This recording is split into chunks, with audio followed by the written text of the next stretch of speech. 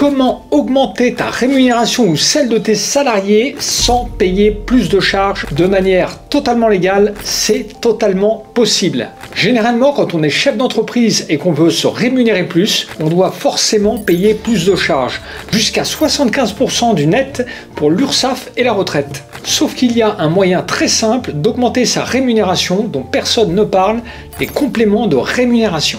Indemnité de télétravail, CESU, ticket restaurant. Dans cette vidéo, je te montre 9 compléments de rémunération que tu peux utiliser pour augmenter ta rémunération ou celle de tes salariés. On va commencer tout de suite avec les remboursements des frais de déplacement et notamment, on va répondre à la question: est-ce que je peux passer mes frais de déplacement du domicile à mon lieu de travail?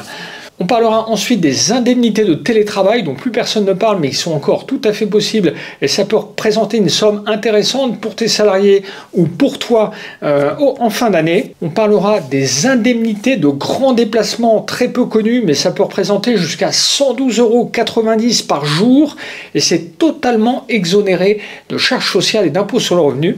On parlera ensuite des ordinateurs, téléphones mobiles. Je te montrerai tout ce que tu peux te faire rembourser et comment. Je te montrerai la prime d'intéressement. Tu vas voir que ça peut aussi profiter aux très petites entreprises, pour le dirigeant et pour les salariés s'il y en a. On parlera ensuite du plan d'épargne entreprise. Ça, c'est un outil purement financier, lui aussi très intéressant, qui va te permettre de faire payer par ta société les actions d'épargne, des actions dans lesquelles que tu vas acheter en bourse par exemple. Je te montrerai comment ça fonctionne. On verra ensuite le CESU qui est magique pour les jeunes parents, tu vas vite comprendre pourquoi.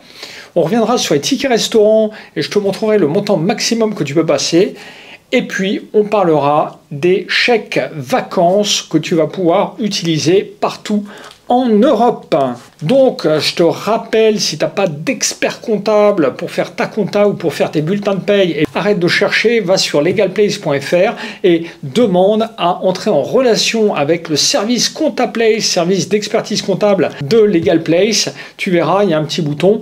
Si tu cherches un expert comptable, il est là, il t'attend. Mon équipe et moi, on t'attend pour tenir ta comptabilité et pour te décharger de toute la paperasse comptable. Et aussi, si tu verses des salaires, on fait aussi la paye de tes salariés. Donc, concernant les remboursements de frais de transport, domicile, lieu de travail pour tes salariés, si tu habites notamment en région parisienne, tu le sais probablement déjà, tu as l'obligation de rembourser 50% des frais d'abonnement, par exemple Navigo, de tes salariés pour leur déplacement de leur domicile à leur lieu de travail. Ensuite, concernant les transports individuels, là, il y a vraiment une petite niche fiscale qui est très intéressante que tu dois connaître, c'est le forfait mobilité durable. C'est un forfait 700 € par bénéficiaire et par an s'ils sont à temps plein. Donc s'ils sont à temps partiel, tu fais le prorata. Mais s'ils sont à temps plein, tu peux leur verser 700 € par an, donc ça fait un peu plus que 50 € par mois, en remboursement de leurs frais de transport, mobilité durable, trottinette, vélo, scooter, s'ils sont électriques. Voilà, c'est la condition.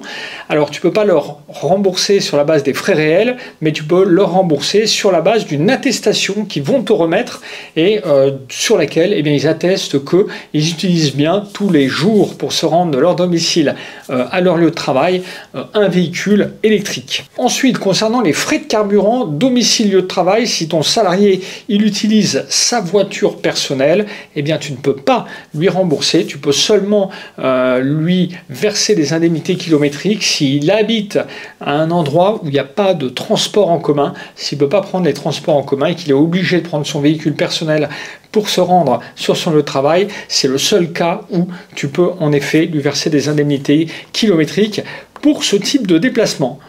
Ensuite, en ce qui concerne le dirigeant, toi, tu vas être aux frais réels ou indemnités kilométriques.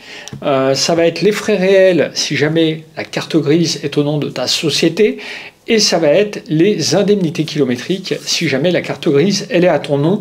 Donc, ou sinon, alors les frais réels, si tu as des abonnements avec toutes les plateformes de mise en disposition de véhicules, notamment encore une fois en région parisienne, par exemple ton abonnement Vélib, tu peux passer dans les frais à partir du moment où tu l'utilises vraiment pour aller au travail le matin et le soir. Même chose si tu as des déplacements Uber, même chose si tu as des abonnements avec toutes les plateformes de free floating. Tu le vois, donc c'est un peu différent pour les dirigeants. Et ce sera sur la base des frais réels. Ensuite, concernant les indemnités de télétravail, alors ça aussi c'est très peu connu, mais ça vient de l'époque du Covid, de la crise du Covid. Tu peux verser à tes salariés jusqu'à 2,88 € d'indemnité de télétravail avec un plafond annuel de 282 € par an et par collaborateur qui serait 100% en télétravail. Tu le vois, donc c'est quand même... C'est pas énorme, mais c'est toujours bon à prendre. 2,88 €, ça veut dire, ça correspond en fait à 100 jours d'indemnité de télétravail. Donc note-le, parce que si tu as des salariés qui sont en télétravail, voire même partiel, pas toute la semaine, mais 3 jours par semaine, et bien avec les 3 jours par semaine, tu verras qu'ils atteindront largement les 100 jours qui permettront de toucher 282 € par an. C'est toujours bon à prendre, ça fait des économies de charges sociales et d'impôts sur le revenu. Si jamais le salarié te dit, bon, 282 € pour moi, ça rembourse pas mes frais d'ordinateur, et tous mes frais de téléphonie, d'abonnement internet et d'équipement mobilier pour travailler, et bien à ce moment-là, tu as le droit de lui rembourser sur la base des frais réels si tu considères que les frais qu'il a engagés correspondent aux besoins de l'entreprise, à son besoin pour travailler. À ce moment-là, tu peux aussi lui rembourser donc sur la base des frais réels. En ce qui concerne tes frais de télétravail à toi, c'est un peu différent parce que en tant que dirigeant, tu peux passer les frais réels, tu peux te faire rembourser tous les frais engagés dans le cadre de l'intérêt de la société et qui te permettent de travailler. Donc tout ce qui contribue à te permettre de travailler, y compris les équipements et les services dont tu as besoin pour travailler à ton domicile, eh bien tu vas les passer en frais de ta société, ce qu'on appelle les frais réels. Donc toi, tu n'as pas le droit aux 2,88 €, par contre, tu as le droit de te faire rembourser sur la base de ce que tu achètes vraiment ou ce que tu payes, par exemple, aux opérateurs Internet. Les indemnités de grands déplacements. Alors ça, c'est très très peu connu, pourtant c'est beaucoup, ça peut représenter beaucoup d'argent. Tu vas vite comprendre pourquoi.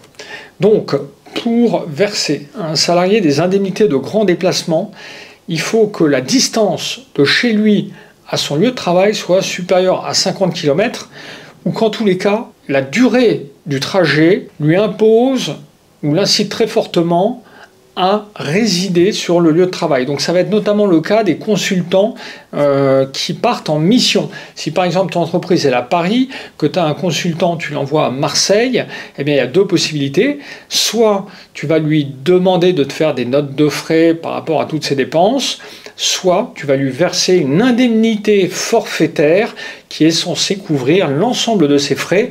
Après, lui, il fait son affaire de ce que tu lui as donné. Il n'a pas besoin de te justifier les frais, mais ça lui permet d'avoir une certaine liberté et puis d'organiser un peu sa vie comme il le veut sans te rendre compte.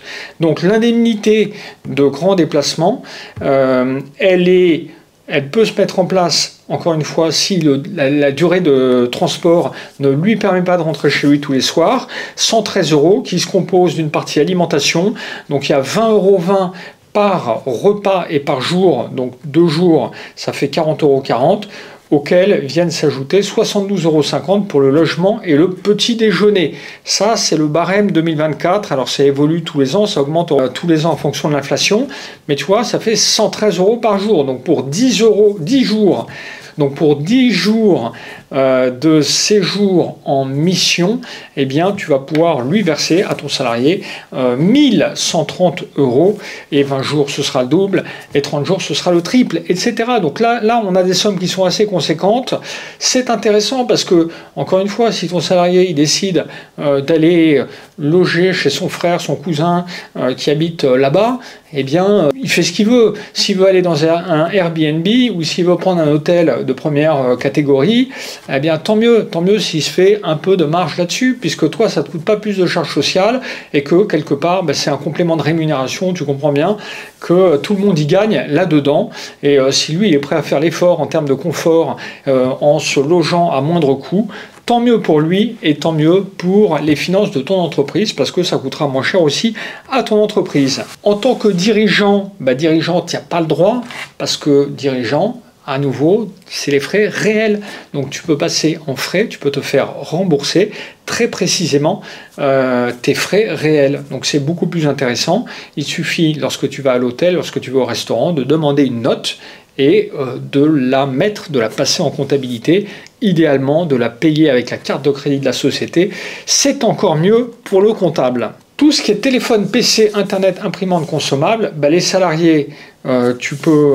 alors, il n'y a pas de plafond, en fait, pour les salariés. Là aussi, tu peux prendre en charge, évidemment, les équipements dont ils ont besoin. C'est même une obligation. En tant qu'employeur, tu dois fournir à tes salariés les outils, les matériels, les services qui sont nécessaires au fonctionnement, à la bonne exécution de leur travail. Donc, il n'y a pas vraiment de plafond, mais tu peux leur rembourser, tu peux leur payer du matériel informatique et tout ce qui va avec, dès lors que les factures sont au nom de ta société. Si tu es dirigeant, toujours la même chose, remboursement des frais réels. Si tu as les justificatifs, tu les passes à la comptabilité, au comptable, et il passera ça en frais. Voilà. La prime d'intéressement. Alors maintenant, on va parler du complément de rémunération, probablement le plus intéressant fiscalement. Tu vas voir qu'on va parler de gros sous là. Et il faut absolument que tu maîtrises ce sujet de la prime d'intéressement. On pense souvent que les primes d'intéressement, c'est fait pour les grandes boîtes, cotées en bourse, que les petites sociétés, elles n'y ont pas droit.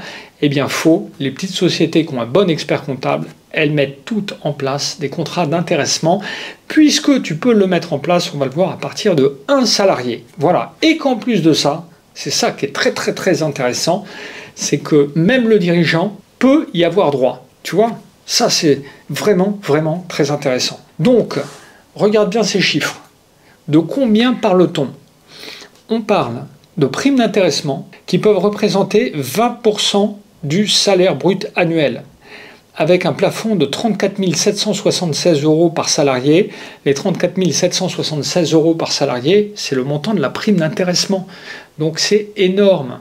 Énorme. C'est-à-dire que tu peux verser en prime d'intéressement 5 000, 10 000, 15 000, 20 000 €. Alors évidemment, il faut que ça ne dépasse pas 20% de ce que touche ton salarié. Donc si tu veux lui verser 20 000 € de prime d'intéressement, il va falloir qu'il touche 100 000 € de rémunération brute. C'est pas tout le monde qui touche ça. Et c'est pas toutes les entreprises qui versent ça à leurs salariés. Néanmoins, retiens bien 20%. 20% du salaire annuel, ça veut dire quoi? Ça veut dire l'équivalent de plus de 2 mois de salaire, d'accord? 20% de 12 mois, ça fait 2,4 mois. Donc tu peux lui verser jusqu'à 2,4 mois de salaire sous forme de prime d'intéressement. Alors évidemment, ça ne vient pas remplacer du salaire, attention, ça c'est pas du tout permis. Mais c'est une prime qui vient s'ajouter à la rémunération et qui va être un complément de rémunération. C'est pour ça qu'on appelle ça complément de rémunération. Attends, le plus beau est à venir. Surtout, ne lâche pas. Et si tu t'es pas abonné à la chaîne, n'oublie pas de le faire maintenant, voilà, ou de liker cette vidéo parce qu'il y a du lourd en termes de valeur. Tu vas vite comprendre. Pour mettre en place la prime d'intéressement, il faut que tu rédiges un accord d'intéressement. Tu peux le faire en ligne sur le site de l'URSSAF, c'est assez simple. Mais il y a quand même des questions techniques, donc idéalement, fais-toi quand même aider par ton expert comptable. Cet accord d'intéressement, il va être déposé à la DRETS, la Direction Régionale de l'Emploi et du Travail. Bon, il a une durée de 1 à 5 ans. Donc une fois que tu l'as mis en place, tu ne peux pas le retirer non plus comme ça. La prime d'intéressement, elle va être calculée par rapport à des critères de performance et de résultats de ton entreprise. Mais c'est toi qui vas définir les règles du jeu. La formule, c'est toi qui définis. Il y a 3 critères à définir dans un contrat d'intéressement. Le seuil de déclenchement, qui fait qu'il y a ou il n'y a pas intéressement. Donc tu peux très bien dire, si mon chiffre d'affaires est au moins égal à celui de l'année précédente, eh ben, il y aura intéressement, critère de déclenchement. Ensuite, tu as la formule de calcul de l'intéressement. Ok, il y a intéressement, mais combien?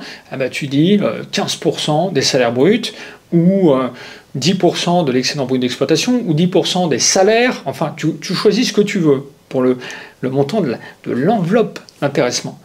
Et 3, la répartition. Comment on répartit cette enveloppe une fois qu'on l'a calculée entre les salariés? Là, c'est assez simple.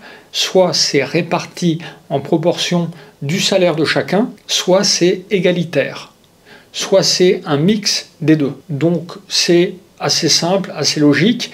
C'est les 3 critères que tu dois définir, que tu dois indiquer dans ton contrat d'intéressement. Très simple à mettre en place, et grosses exonérations. Regarde bien, pour le salarié, pas de charge sociale sauf la CSG et la RDS, 9,7%. Je te rappelle que normalement un salarié, ça paye 22% de charge sociale. Là, il n'y a que la CSG et la RDS. C'est disponible immédiatement, c'est pas bloqué, c'est disponible immédiatement. Donc l'intéressement, il peut le toucher tous les ans. Ça peut être bloqué si l'intéressement il est déversé dans un plan d'épargne entreprise qui lui permettra que la prime qu'il va recevoir ne sera pas imposable. Donc au niveau de la société, c'est que du bénéfice, aussi bien pour le salarié que pour l'employeur. Pour le salarié, pas de cotisation sociale. Et pour l'entreprise, là c'est magique, 0 charge sociale. Tu sais que normalement les charges sociales patronales d'un salarié, c'est 45% du montant du salaire brut. Donc là, c'est une économie qui est tout juste énorme. Ce qui veut dire que la seule chose que va payer l'entreprise sur la prime d'intéressement qui va être versée, c'est la CSG et la RDS, et encore ils sont prélevés sur ce que tu dois verser aux salariés. Donc en fait à l'entreprise ça ne lui coûte rien du tout en termes de charges sociales. C'est plutôt pas mal, et fiscalement c'est déductible bien évidemment du bénéfice de l'entreprise. Donc l'intéressement c'est vraiment le contrat, le complément de rémunération que tu dois regarder de près, que tu dois étudier, que tu dois mettre en place si tu as un salarié. Voilà, la condition, c'est qu'il faut qu'il y ait un salarié. Et donc, si toi, en tant que dirigeant, tu veux en bénéficier, il faut simplement que tu l'indiques dans ton contrat d'intéressement que le dirigeant, il y a droit, et tu auras le droit d'y toucher, tu auras le droit à une prime d'intéressement qui sera égale au montant maximum qui aura été versé à tes salariés. Donc si tu as un salarié qui touche un intéressement de 10 000 euros, eh bien toi tu auras le droit de toucher 10 000 euros. S'il touche 1 500 euros, tu auras le droit de toucher 1 500 euros. Mais il faut que tu l'écrives dans ton contrat d'intéressement. Voilà. Donc on a passé un peu de temps sur le contrat d'intéressement parce que c'est vraiment un complément de rémunération qui est top et qu'il faut absolument regarder. Pour doper ton contrat d'intéressement, tu peux le coupler avec le plan d'épargne entreprise. Donc je te le disais, le plan d'épargne entreprise, c'est en fait un portefeuille de titres, c'est une enveloppe dans laquelle eh bien, l'argent qui va être versé volontairement par le salarié et le dirigeant s'il le souhaite, tu vas verser de l'argent et c'est ce qu'on appelle de l'épargne volontaire. Et l'entreprise, elle va pouvoir abonder, c'est-à-dire qu'elle va pouvoir verser jusqu'à 3 fois ce que tu as versé toi volontairement. Donc si tu veux par exemple créer un plan d'épargne entreprise dans lequel tu verses 1 000 euros pour acheter des titres de société, des actions de société cotées en bourse, eh bien tu peux le faire. Et d'ailleurs, des titres de société cotés en bourse française, États-Unis, ce que tu veux, Nasdaq, tu fais ce que tu veux. C'est plan d'épargne entreprise. Donc, c'est une enveloppe d'investissement dans des actions ou autre chose, ça peut être des obligations aussi, et donc qui est alimentée pour partie par le salarié et pour partie par l'entreprise. La part de l'entreprise, la part abondée par l'entreprise peut aller jusqu'à 3 fois le montant du versement fait par le salarié. Et la partie abondée, eh bien, elle est exonérée de cotisations sociales. Donc c'est très intéressant.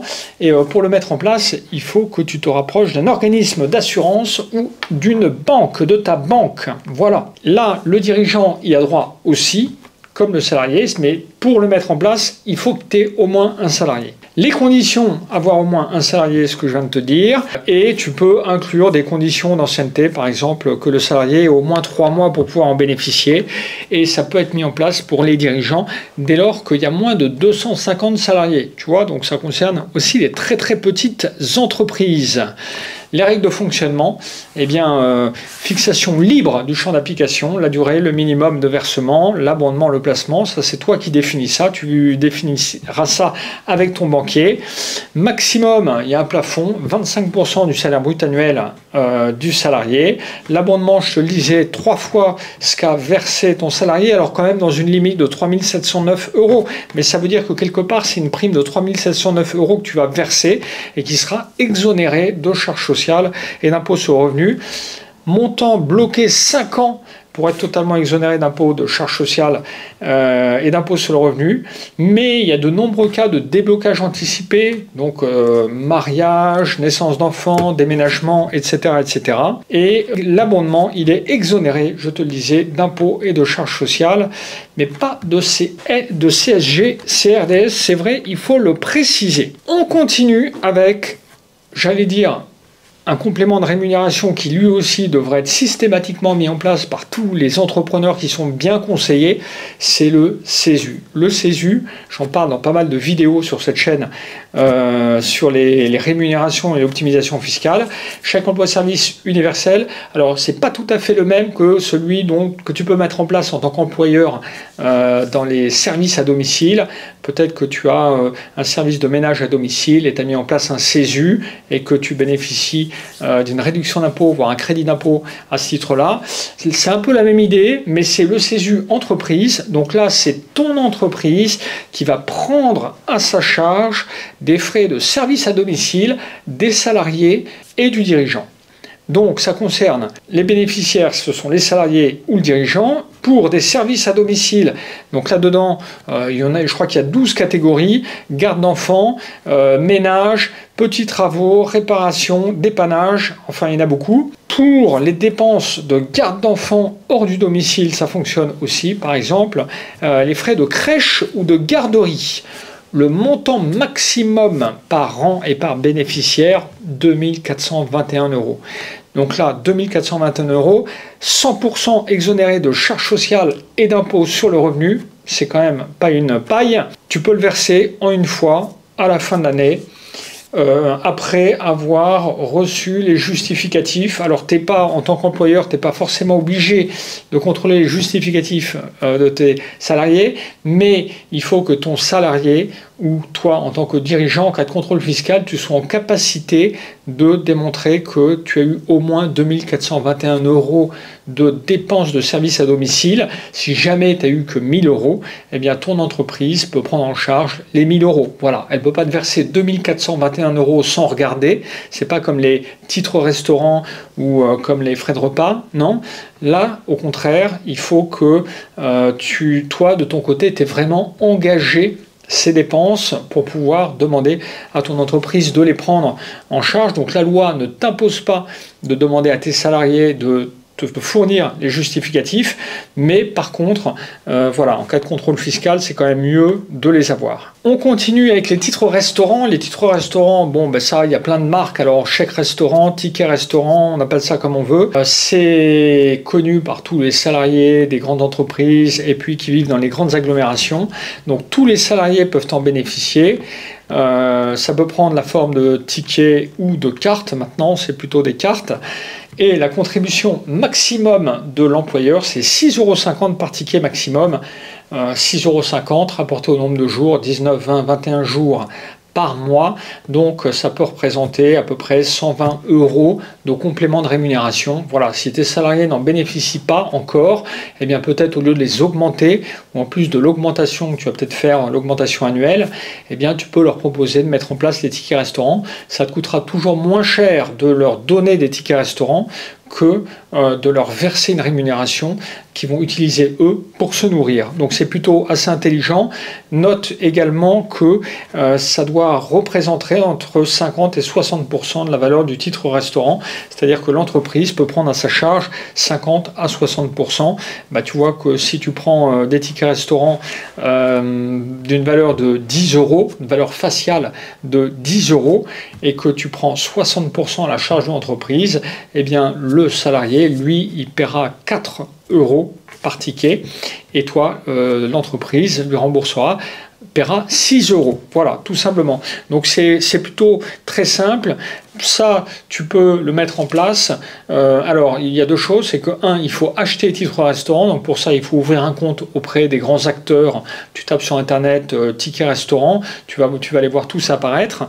Et donc, il faut commander les titres restaurants. Ça, c'est l'entreprise qui va les commander. Et puis après, il faut que la part du salarié, les 40 ou les 50% que le salarié va lui-même prendre à sa charge, ce soit retenu sur son salaire. Donc pour ça, eh bien, il faudra que tu transmettes l'information à ton comptable, à ton expert comptable, à la société qui s'occupe de tes bulletins de paye, parce que ça doit apparaître sur le bulletin de paye de ton salarié. Les chèques vacances, eh bien, les chèques vacances, c'est un peu la même chose que le titre restaurant, mais ça va concerner les vacances. Ce sont, comme leur nom l'indique, eh bien, des titres financiers qui vont permettre à tes salariés de pouvoir payer des dépenses, des frais pendant les vacances. Donc, ça concerne toutes les dépenses liées aux loisirs et aux vacances, hébergement, restauration, transport, activités culturelles, salles de spectacle, salles de centres de loisirs, etc.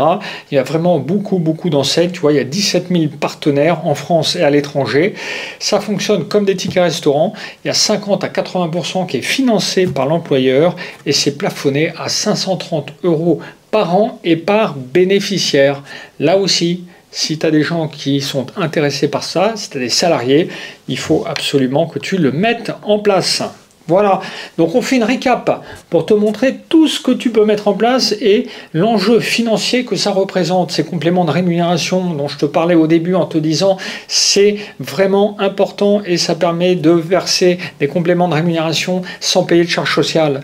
Donc, pour les salariés, remboursement domicile, remboursement frais de transport, domicile, lieu de travail, ça peut représenter 1 200 euros par an. Les indemnités de télétravail, ça peut représenter 282 euros par an à peu près. Tout ce qui est technologie, informatique, communication, compte 400 euros.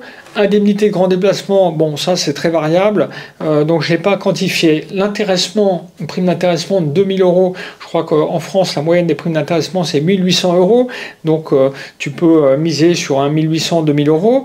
Le CESU 2421 euros, ça c'est facile de verser le plafond très rapidement. Les titres restaurants 1430 euros, les chèques vacances 530 euros. Tout ça, ça te fait une enveloppe de 8263 euros. Et tu vois que le chef d'entreprise, il y a droit. Et en plus de ça, j'ai pas mis le plan d'épargne d'entreprise, mais ça fait quand même, mis bout à bout, 8263 euros. Donc c'est vraiment les compléments de rémunération. C'est vraiment en tant que dirigeant un outil que tu dois mettre en place, que tu dois travailler. Alors il faut pas, rien ne t'oblige à mettre en place, à tout mettre en place en une seule fois. Rien ne t'oblige non plus à tout mettre en place. Donc tu peux sélectionner 1, 2 ou 3, voilà, c'est déjà bien hein, si tu en utilises 2 ou 3, et puis les mettre en place, ben, là tu peux les mettre en place, tu peux en mettre en place un cette année, un autre l'année prochaine, un autre encore l'année suivante, et comme ça, doucement, tu vas optimiser fiscalement ton entreprise, et tu vas optimiser ta stratégie de rémunération pour tes salariés, mais aussi pour toi en tant que chef d'entreprise. Voilà. Et si tu as besoin d'être conseillé pour faire tout ça, pour que tu n'es pas très à l'aise avec toutes ces astuces fiscales et que tu veux profiter des prochaines astuces fiscales, deux choses. Un, tu t'abonnes à cette chaîne, n'oublie pas. Un petit like me fera plaisir et m'encouragera à continuer à faire des vidéos sur ce sujet si jamais tu as appris quelque chose dans cette vidéo. Et puis surtout, n'hésite pas à aller, ce que je te disais en début de vidéo, sur la plateforme legalplace.fr sur laquelle tu retrouveras nos services d'expertise comptable et tu pourras demander un abonnement à nos services si tu n'as pas encore d'expert comptable, si tu en cherches un et si tu as envie d'être bien accompagné. À très vite pour une prochaine vidéo sur cette chaîne.